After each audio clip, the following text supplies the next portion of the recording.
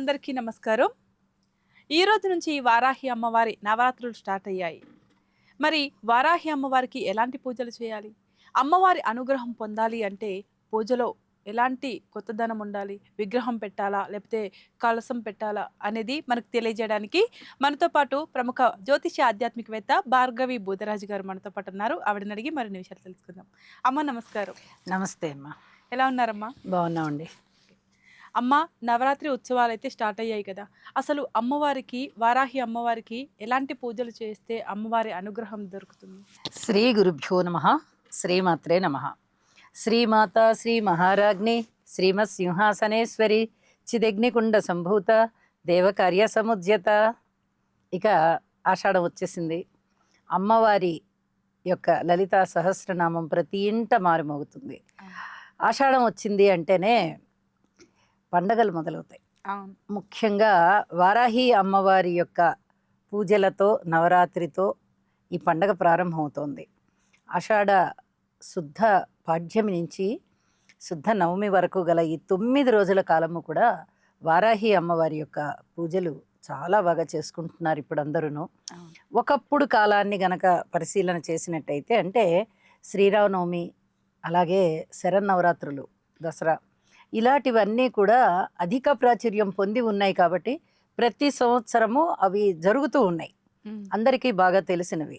అయితే ఈ వారాహి పూజలు ఇప్పుడిప్పుడు బాగా ప్రాచుర్యంలోకి వచ్చేసాయి. అమ్మ యొక్క ప్రతిభ చాలా పెద్ద స్థాయిలో కనిపించేస్తుంది. కాబట్టి ప్రతి వాళ్ళు కూడా అమ్మకి బాగా ఆకర్షితులయ్యి ఈ పూజ చేసుకుంటున్నారు. అలాగే లలితా సహస్రనామాన్ని ప్రతి ఇంట మారుమోగింపజేస్తూ అమ్మ కూడా వారాహి రూపంలో ప్రతి భక్తుల్ని అనుగ్రహిస్తుంది అనే చెప్పాలి. అందువల్లనే ఈ వారాహికి కూడా చాలా పెద్ద ప్రాచుర్యం వచ్చింది. అమ్మ, అసలు వారాహి గుప్త పూజలు అంటే ఏంటి అసలు? ఇప్పుడు ఈ నవరాత్రులు అనేవి బహాటంగా చేస్తున్నారు. ఏవి? శారదా నవరాత్రులు కానీ, ఈ శరన్నవరాత్రులు, తర్వాత వసంత నవరాత్రులు, ఇవన్నీ కూడా పందిర్లు వేస్తారు, చక్కగా కళ్యాణాలు చేస్తారు, అన్ని రకాలుగాను 9 రోజులు 9 రకాల వైభోగాలు ఉంటాయి మనకి. దసరా ముఖ్యంగా అంత బహాటంగా చెయ్యరు, గుప్తంగా చెయ్యాలన్నమాట. అంటే ఎటువంటి ఆడంబరాలు లేకుండా ఇంట్లో నిత్య పూజ ఎలా ఉంటుందో దానికన్నా కొంచెం మోతాదు ఎక్కువగా. ఎందుకంటే అష్టోత్తర శతనామాలన్నీ ఉంటాయి కదా, ప్రతిరోజు నిత్య పూజ అంటే కొంచెం క్లుప్తంగా అయిపోతుంది. ఇది గుప్త పూజ అంటే కొంచెం పిండి వంటలు ఎక్కువ చేసుకుంటాము, అమ్మవారి విగ్రహం పెట్టుకుంటాము, లేదా కలశం పెట్టుకుంటాము, ఏ రూపంలో అయినా పూజ చేస్తాం. కాబట్టి అమ్మవారికి, వారాహి అమ్మవారికి దీనిని గుప్త పూజ అన్నారు. కాబట్టి ఈ గుప్త పూజ జరుగుతుంది, గుప్తంగానే జరగాలి అని అమ్మవారి యొక్క ఉద్దేశం. ఆవిడికి బాహాటం అవసరం లేదు, భక్తి బహుమెండుగా కావాలి. కానీ ఆ పూజ చేసే విధానం మటుకు కొంచెం చెప్పుకోవాలంటే సింపుల్గా జరగాలన్నమాట. కానీ భక్తి మటుకు చాలా మనస్సు నిండా భక్తి మెండుగా ఉండాలి ఆవిడ. అమ్మ, ఇప్పుడు వారాహి అమ్మవారు కోరిన కోరికలు తీర్చే దేవత అని అందరు అంటూ ఉంటారు కదా. మరి ఎలాంటి కోరికలు కోరితే వెంటనే నెరవేరుతాయి? ఏ కోరికైనా తీరుతుందండి. వారాహి అంటేనే మనకి విష్ణుమూర్తి యొక్క తత్వాన్ని తెలియజేస్తూ ఉంటుంది. భూదేవి సహిత వరాహస్వామి. మనకి వరాహుడు అంటే ఒక పంది ఆకారంలో ఉండేటటువంటి విష్ణుమూర్తి అన్నమాట. అప్పుడు ఆ వరాహస్వామి నుంచి ఆవిర్భవించినటువంటి దేవత అన్నమాట ఈవిడే. భూదేవిని కాపాడినప్పుడు ఆయన కోరల మీద భూదేవిని బంతిగా చేసి రాక్షసుల నుంచి విష్ణుమూర్తి ఈ వరాహుడు అనేటటువంటి రూపంతో కాపాడాడు. అలా కాపాడినప్పుడు ఆ శక్తి ఉపసంహరించుకునే క్రమంలో వారాహి ఆవిర్భవించింది. కాబట్టి ఈ వారాహి దేవత కూడా వరాహ రూపంలో ఉన్నటువంటి శ్రీ మహావిష్ణువు రూపాన్ని పోలి ఉంటుంది. నామం కూడా చూడండి, పైన విష్ణుమూర్తి యొక్క నామం కనిపిస్తూ ఉంటుంది. విష్ణుమూర్తి యొక్క నామం కనిపిస్తూ ఉంటుంది. కాబట్టి ఈ వారాహి దేవత విష్ణు తత్వానికి దగ్గరగా ఉండేటటువంటి దేవత అన్నమాట. అలాగే కోరిన కోరికలన్నీ కూడా తక్షణమే అవి తీరిపోతాయి. ఓకే. మనం ఎలాంటి కోరిక కోరినా కూడా ఆవిడికి సంబంధం లేదు. ఓకే. దాని నుంచిన వచ్చే మంచి చెడు నువ్వే అనుభవించాలి. ఓకే. మనం మంచి కోరుకున్నామా మంచే ఇస్తుంది, చెడు కోరేమా చెడే ఇస్తుంది. ఎదుటి వాళ్ళకి ఎవరికైనా హాని చెయ్యాలని కోరుకున్నా కూడా మనకే చెడు అవుతుంది. ఓకే. అలా తిప్పి కొట్టగలిగేటటువంటి దేవత అనమాట. కాబట్టి ఈ దేవతకి పూజ చేసేటప్పుడు చాలా జాగ్రత్తగా చేసుకోవాలి. ఓకే. అలాంటి పరిస్థితి ఈ వారాహి విషయంలో ఉంటుంది. అమ్మవారికి ఈ ప్రత్యేకమైన పూజ చేస్తే చాలా మంచి జరుగుతుంది అని ఏమైనా ఉంటుందా? నిజానికి వారాహి పూజ చేసుకోవడమే మంచి. వారాహి మంత్రాన్ని తీసుకున్న, అలాగే వారాహి శక్తిని పూజ చేసిన, ప్రతినిత్యం వారాహి దేవతని పూజ చేసుకున్న చాలా చాలా మంచి జరుగుతుంది. ఓకే. కానీ పూజలో ఎక్కడ కూడా అపశృతి పలకకూడదు. అసలు ఏ ఓకే. పూజలను పలకకూడదు. ఈ వారాహి దేవత విషయంలో ఇంకా గట్టిగా చెప్తాం అనమాట. ఓకే. పొరపాటున ఏదన్నా ఒక భావాన్ని మనసులో పెట్టుకొని, ఏదైనా చెడ్డ భావాన్ని మనసులో పెట్టుకొని పూజ చేసినట్టయితే ఆ భావమే నిజమవుతుంది. ఓకే. కాబట్టి మనసా వాచా కర్మణ అంటాం కదా మనం. అది మనస్సు రీత్యా కానీ, బుద్ధి రీత్యా కానీ, వాక్కు రీత్యా కానీ, దృశ్య రీత్యా కానీ, శ్రవణం రీత్యా కానీ, ఏ రూపకంగా అయినా సరే అంతరంగ శుద్ధి ఉండాల్సిందే. అలా లేని పక్షంలో అది వెనువెంటనే ఫలితాన్ని చూపించేస్తుందన్నమాట. ఈ వారాహి అంత ప్రతిభావంతమైనటువంటి దేవత.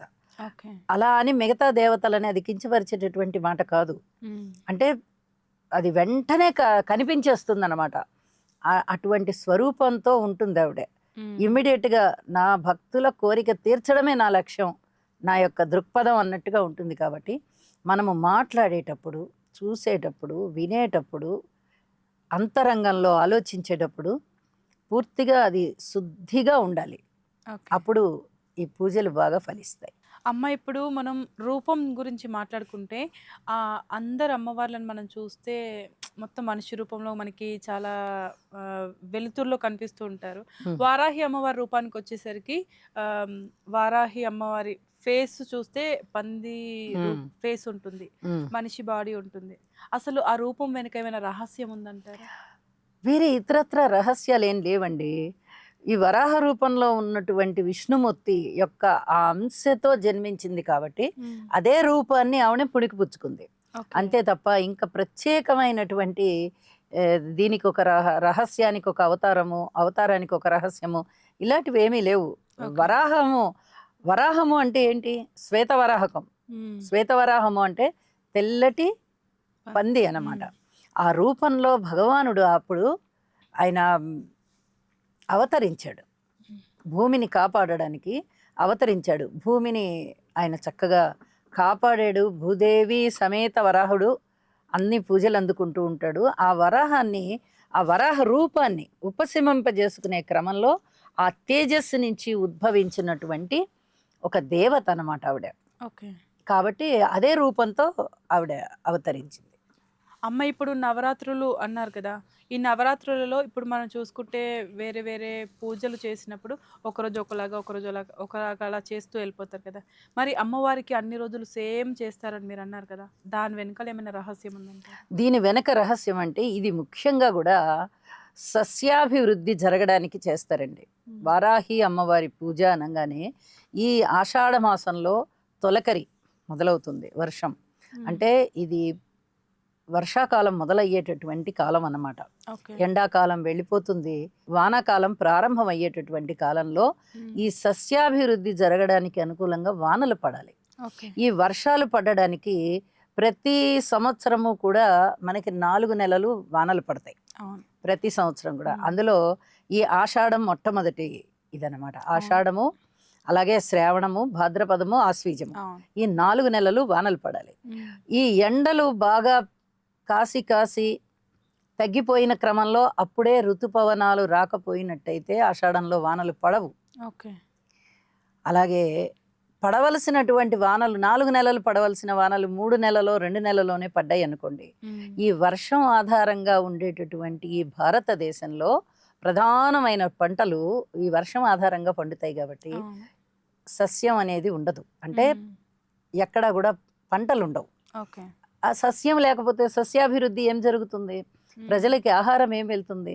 వెళ్ళదు కదా, ఆహారం తయారవ్వదు కదా.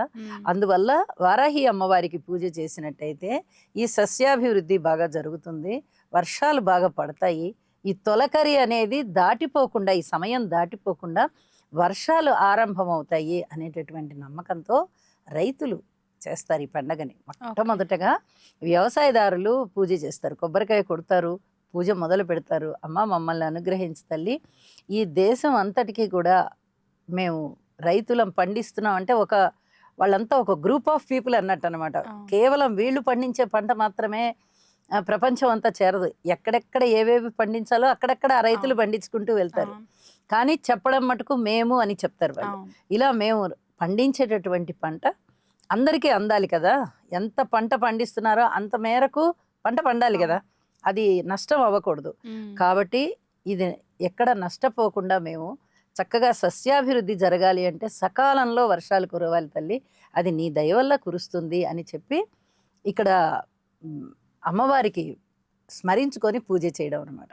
కాబట్టి ఇక్కడ ఈ సస్యాభివృద్ధి కావాలి అని కోరుకుంటూ మనస్ఫూర్తిగా ప్రారంభిస్తూ వాళ్ళు ఈ తొలకరిని ఆహ్వానించుకుంటారనమాట.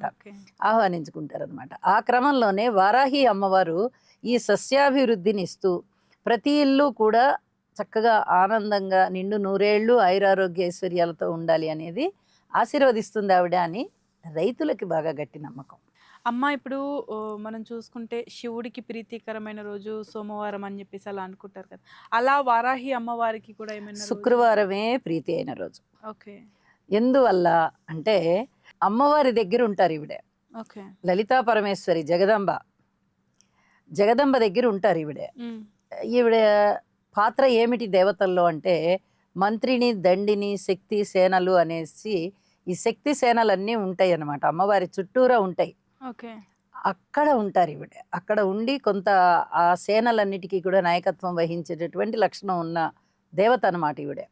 కాబట్టి ఎప్పుడైతే అమ్మవారి యొక్క శక్తే ఎక్కువగా ప్రభావితం అవుతూ ఉంటుందో అక్కడంతా కూడా ఈ స్త్రీల యొక్క శక్తి బాగా ఇనమడిస్తూ ఉంటుంది వాళ్ళందరికీ. అది లలిత శక్తి అవనివ్వండి, లలిత అంటే లలిత పరమేశ్వరి, లలిత పరమేశ్వరి శక్తి అవనివ్వండి, లేదా సరస్వతి అమ్మవారి యొక్క సాత్విక శక్తి అవనివ్వండి, అలాగే లక్ష్మీ అమ్మవారి కళాత్మకమైన శక్తి అవనివ్వండి, ఏదైనా అవనివ్వండి, ఎక్కువగా శుక్రవారమే వీళ్ళ యొక్క ప్రభావం బాగా ఉంటుంది. అమ్మవారిని కొలిచే వాళ్ళందరూ కూడా శుక్రవారానికే చాలా ప్రాధాన్యతనిస్తారు. అమ్మ ఇప్పుడు నవరాత్రులు అంటే అసలు ఎన్ని రోజులు చేస్తారు? నవ అంటే 9. ఈ నవ సంఖ్యకి చాలా ప్రాధాన్యత కూడా ఉందండి. అమ్మవారికి చాలా చాలా ఇష్టమైనటువంటి సంఖ్య అది. నవ అనే సంఖ్య 9 కాబట్టి 9 రోజులు జరుగుతాయి. ఓకే. 9 రోజులు ఇప్పుడు ఒకే క్రమమైన పూజ జరుగుతుందా? ప్రతిరోజు పొద్దున సాయంత్రం కూడా ఉభయ సంధ్యలలోను అని చెప్తాం. అంటే ఉదయ సంధ్య అంటే ఉదయం, సాయం సంధ్య అంటే సాయంత్రం, 2 పూటలా కూడా చక్కగా పూజ చేసుకోవాలి. ఈ పూజ ప్రారంభించినప్పటి నుంచి కూడా 2 పూటలా కూడా పూజ చేసుకోవాలి. ఓకే. మనం నార్మల్గా రెగ్యులర్గా పూజలు చేసుకుంటాం కదా ఇంట్లో, అలాగే చేయొచ్చా లేకపోతే పూజారిని పెట్టుకొని అలా చేయాలంటారు? పూజారిని పెట్టి చేసుకోవాలి అనుకునే వాళ్ళు పూజారిని పెట్టి చేసుకోవచ్చండి. ఎందుకంటే అష్టోత్తర శతనామాలు అవన్నీ స్పష్టంగా పలకాలి కాబట్టి కొంతమంది పూజారిని పెట్టుకొని చేయించుకుంటారు. లేదండి మాకు మేమే చేసుకుంటాం అనుకునే వాళ్ళు ఆ భాషా ఉచ్చారణ లోపాలు లేకుండా చూసుకుని వాళ్ళే చేసుకోవచ్చు. అయితే ఎక్కడ కూడా మడిని బాగా పాటించుకుంటూ వెళ్ళాలి. అంటు ముట్టు తగలకూడదు, ఎట్టి పరిస్థితుల్లో తగలకూడదు. ఏ దేవి దేవతల పూజకైనా తగలకూడదు అసలు. అలాగే వారాహి అమ్మవారికి కూడా తగలకూడదు. ఓకే. అమ్మ ఇప్పుడు ఈ పూజని అందరూ చేయొచ్చా? అందరూ అంటే ఇందులో విభాగాలు ఉంటాయి కదండి. పూర్వవాసినులు అంటాం. పూర్వవాసినులు అంటే ఒకప్పుడు వారికి భర్త ఉన్నారు, ఇప్పుడు లేరు అని దాని అర్థం. మరి అలాంటి వాళ్ళు చేసుకోవచ్చా అంటే పూజ ఎవరైనా చేసుకోవచ్చు. పూజకు వచ్చిన లోపం ఎప్పుడూ లేదు. కాకపోతే వేరే వాళ్ళ ఇళ్ళకెళ్ళి ఇప్పుడు చూడండి కొంతమంది ముత్తైదులు అందరూ కలిసి కూర్చుని అలాంటప్పుడు మటుకు కొద్దిగా ఎదుటి వారు ఇబ్బంది పడతారు. కాబట్టి ఎవరింట్లో వారు చేసుకోవడం అనేది మంచి పద్ధతి. వారి ఓకే. స్థితి ఎలా ఉన్నా పర్వాలేదు, వారి భర్త ఉన్నవారైనా భర్త లేనివారైనా, భర్త ఉండడం లేకపోవడం అనేది పూజకి ఆటంకం కాకూడదు.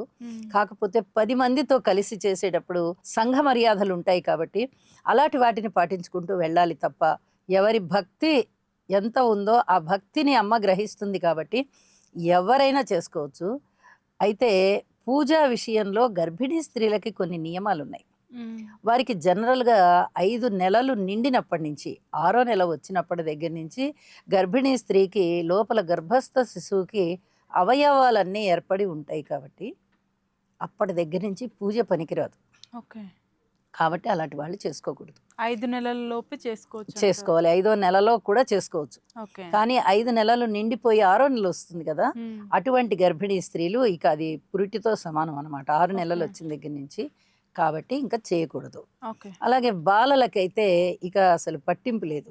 చిన్నపిల్లలు అంత పెద్ద పూజలు చేస్తారు అని మనం అనుకోము.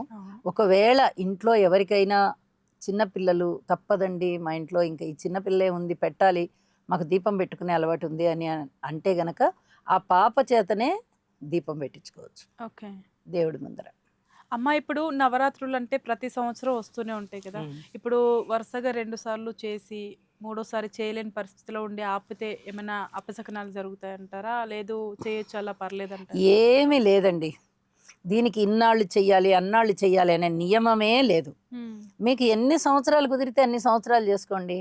ఏదన్నా ఒంట్లో బాగుండకపోవచ్చు, లేదా ఏదన్నా ముట్టు అంటూ లాంటి ఆటంకాలు రావచ్చు, ఏదైనా ప్రయాణాల్లో ఉండి ఉండొచ్చు, ఏదైనా యాత్రలకు వెళ్ళి ఉండొచ్చు, లేకపోతే ఎవరన్నా మరణించి ఉన్నవారైతే మహిళలాంటివి ఉండొచ్చు. ఇలా ఏదో ఒక రకమైన ఆటంకం వచ్చింది అనుకోండి, మనసు లోపలే నమస్కారం చేసుకొని ఇక ఆ సంవత్సరానికి స్వస్తి చెప్పాలి తప్ప దీని గురించి అయ్యో 2 సంవత్సరాలు చేసుకున్నాం కదా, ఈసారి మానేసాం కదా, ఇలాంటివి ఏమీ లేవండి. లౌకిక పరమైనటువంటి సంప్రదాయాలని పాటించుకునే క్రమంలో ఇలాంటి చిన్న చిన్న ఆటంకాలు ఎన్నో ఉంటాయి. అలా ఉన్నప్పుడు వాటికి అనుగుణంగా వెళ్ళిపోవాలి తప్ప బాధపడాల్సిన పని ఏమి లేదు. ఓకే.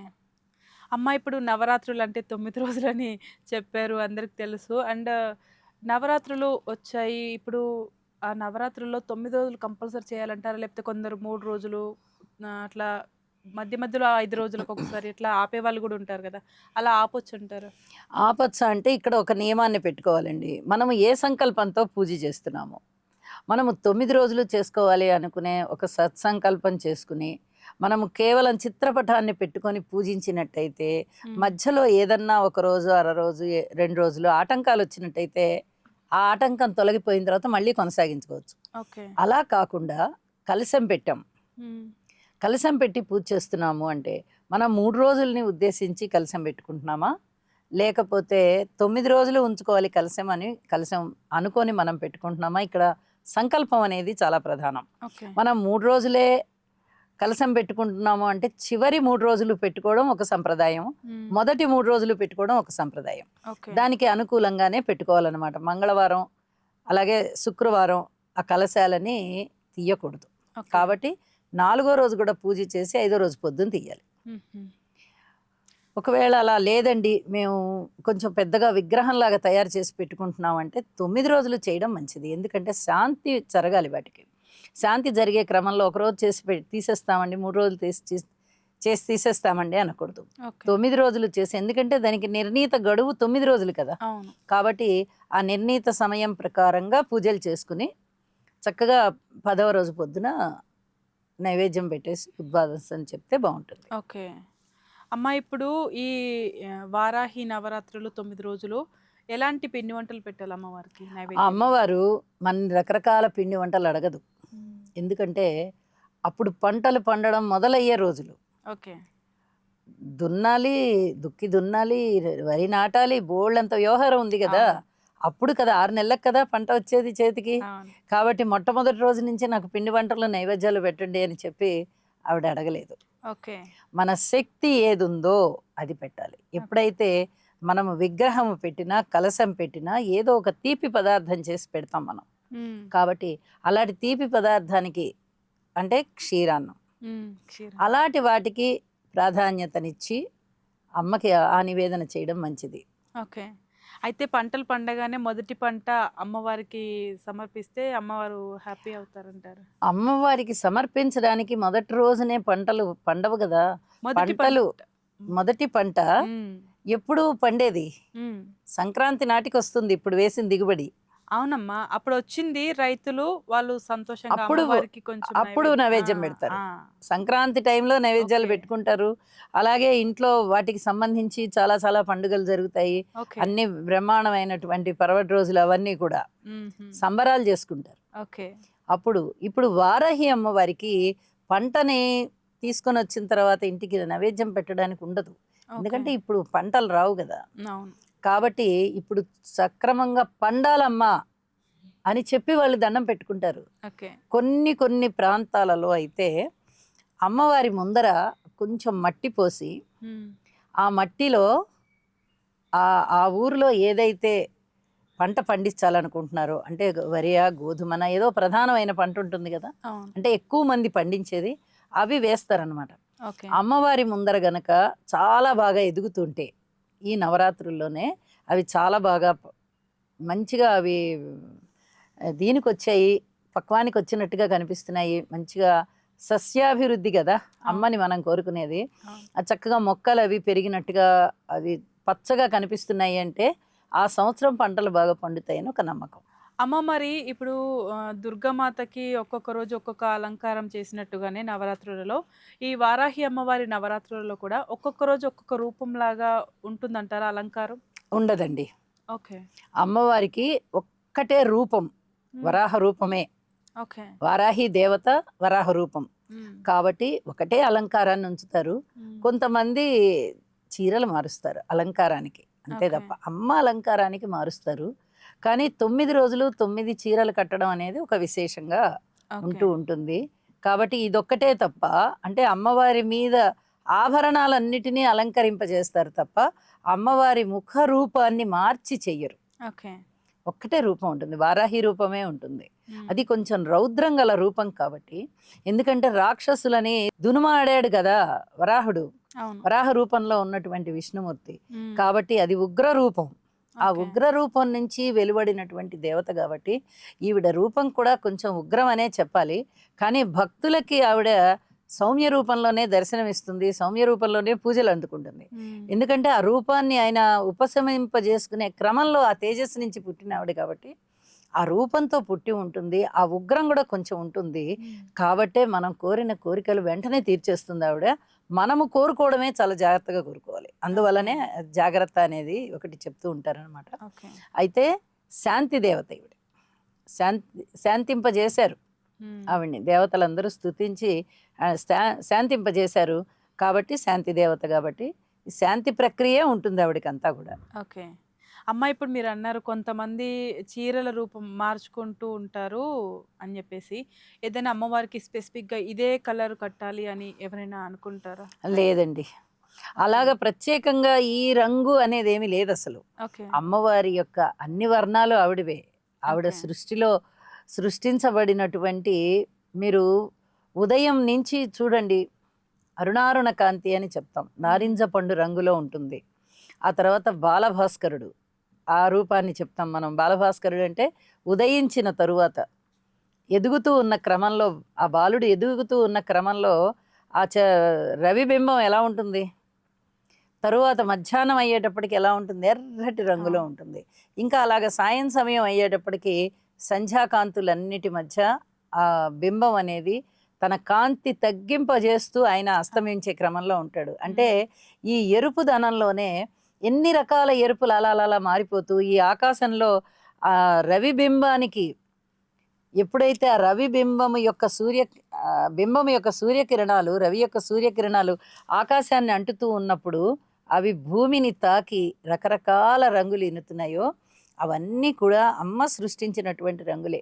ఓకే. నీలి రంగు కానీ, ఆకాశం రంగు కానీ, అలాగే ఎరుపు రంగు కానీ, ఈ గులాబీ రంగు కానీ, అలాగే ఆరెంజ్ కలర్ అంటాం కదా మనం, కమలా పండు రంగు, మ్మ్. ఆ రంగు కానీ, ఇలాగా ఈ రంగులన్నీ కూడా ఎరుపులోనే రకరకాల రంగుల్ని సంతరించుకొని ఈ సృష్టి ఎలాగ పొద్దునుంచి మనకి సాయంత్రం వరకు కూడా ఎంత అందంగా కనిపిస్తుంది. అవును. మరి సూర్యాస్తం అయిపోయిన తర్వాత చంద్రుడు ఆకాశం మీదకి వచ్చినప్పుడు ఆ వెన్నెల సొగసు ఎంత అందంగా అవును. ఉంటుంది. మళ్ళీ అలాగే ఆకాశాన్ని కూడా అప్పటి వరకు ఉన్నటువంటి ఆ నీలి మబ్బు, నీలి రంగులన్నీ పోయి నల్లగా ఉన్నట్టుగా కనిపిస్తుంది ఆకాశం. అవును. కొన్ని కొన్ని చోట్ల నలుపుగా, కొన్ని కొన్ని చోట్ల నీలి రంగుగా, కొన్ని కొన్ని చోట్ల ఇది స్కై బ్లూ అనేది అసలు ఆ స్కైకే బ్లూ అన్నమాట. అవును. అంటే అది ప్రత్యేకమైన రంగు అన్నట్టుగా. ఆ రంగుగా ఇట్లాగా ఎలాగా రకరకాల రంగులు ఈనుతూ కనిపిస్తుందో ఈ సృష్టి అంతా మనకి. అమ్మవారు సృష్టించినటువంటివే గదా ఈ రంగులన్నీ. అవును. అలాటప్పుడు ఈ రంగంటే అమ్మవారికి ఇష్టం, ఆ రంగంటే అమ్మవారికి ఇష్టం అని ఎట్లా చెప్తాం? అన్ని రంగులు ఆవిడవే. కాబట్టి మనం అన్ని రంగుల్ని అమ్మవారికి అలంకరింపచేసి మనము ఆనందిస్తాము.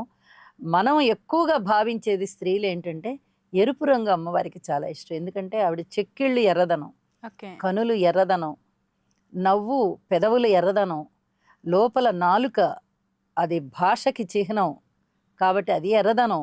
కాబట్టి ఈ ఎరుపు రంగు అనేది ఎక్కువగా అమ్మవారి యొక్క ఆ మేని ఛాయల్లో కూడా ఆ బంగారం రంగులో ఉండి, అది ఒక విధమైన ఎరుపు రంగుతో మెరుస్తూ ఉంటుంది అని చెప్పి కవులు వర్ణిస్తూ ఉంటారు. అంటే ఎరుపు రంగు అంటే ఎక్కువ అమ్మకిష్టం అని మనం ఈ భావనతో ఆలోచించి ఎక్కువగా ఎరుపు రంగు ధరింపజేస్తూ ఉండి మనం ఆనందిస్తూ ఉంటాం. ఓకే.